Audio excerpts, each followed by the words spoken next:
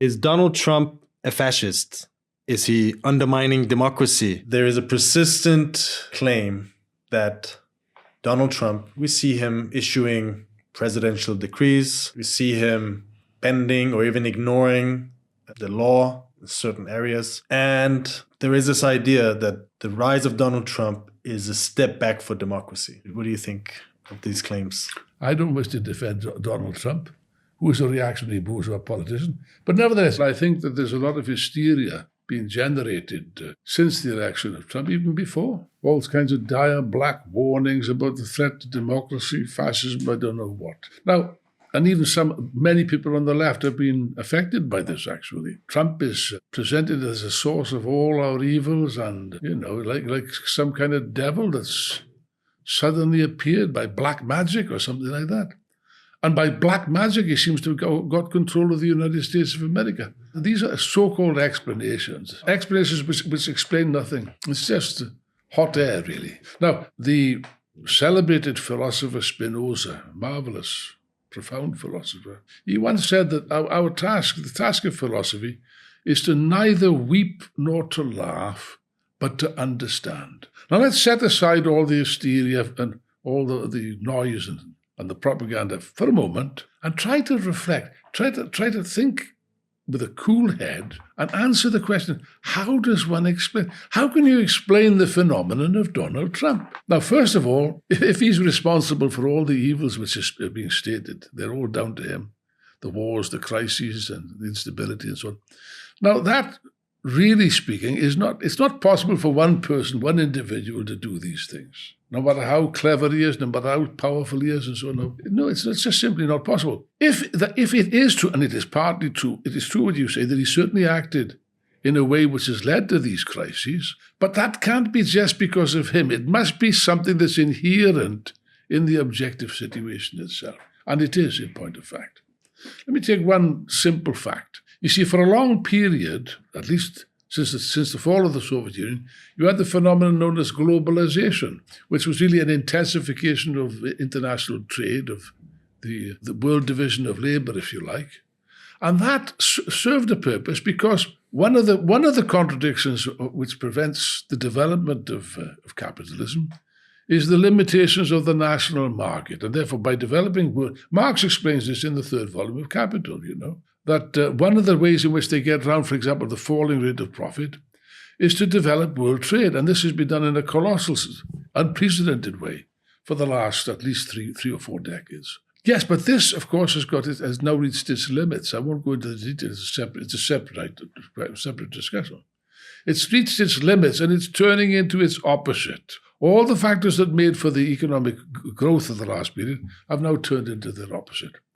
And instead of increasing world trade, instead of economic collaboration and the rest of it, you've got economic nationalism. Every bourgeois, every capitalist class is now defending its own interests against all others. And that's more true of the United States than anywhere else. And Donald Trump is like he's the kind of embodiment of this. When he puts forward the idea, America first, he says, well, if America's first, the rest of the world must be last, as they've just found out to their cost with the introduction of tariffs and so on and so forth, which, of course, will just aggravate the crisis. There's no two ways about that. But there's that side to him, but there are other sides to Donald Trump. Now, look, what is astonishing is this. I can't remember any election in which, and I'm going back to the first time he was elected, such a colossal campaign against a particular individual to stop him from taking office. For example, he had no support whatsoever in the mass media, which is very powerful. Yeah. The press, the TV, they were all against him, and in the most belligerent way, the most horrific way. And yet he won, despite that fact. And now you've got a repeat performance. I mean, the amount of not just hostile propaganda, but you get actual court cases, for example. I think there was over 100 court cases of his administration. And at least four of them were directed against him personally, intended to send the man to jail. That's a blatant attempt to thwart democracy, if you like, to stop a candidate from standing. By the way, this business of democracy, they're all in favour of democracy, these so-called liberal Democrats. Yeah. They're all in favour of it. Yeah, I tell you what they're in favour of. They're in favour of elections as long as their candidate wins.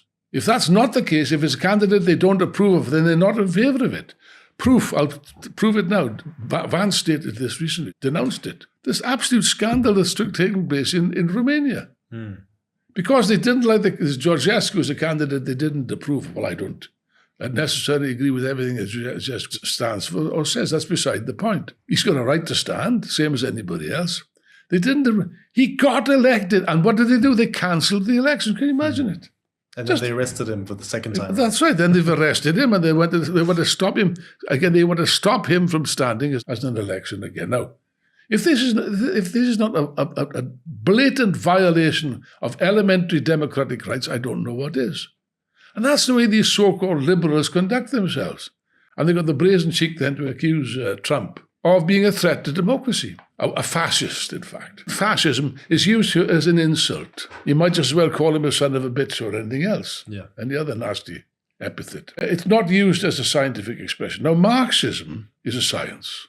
And we Marxists, like any other scientists, we have our own scientific terminology. Fascism is a very precise thing which we define as a specific form of reaction which is based on what? It's a mass movement of the petty bourgeoisie and the lumpen proletariat, which is used as a battering ram to smash the working class movement, to smash the trade unions, to illegalize communist and socialist parties and liberal parties also, to destroy democracy, yes, and to institute what? A totalitarian fascist state, which is a strong state, with the secret police, the Gestapo, the concentration camps, and all the rest of it. Okay, now, look, Trump was elected in 2016. Is there anything that he did which bears the slightest resemblance to any of these things? Did he illegalize the trade unions? He did not. Did he take away the right to strike and demonstrate? He did not. Did he illegalize any party? He did not. He didn't even remove people as candidates, which they tried to do against him. It's just a straight lie.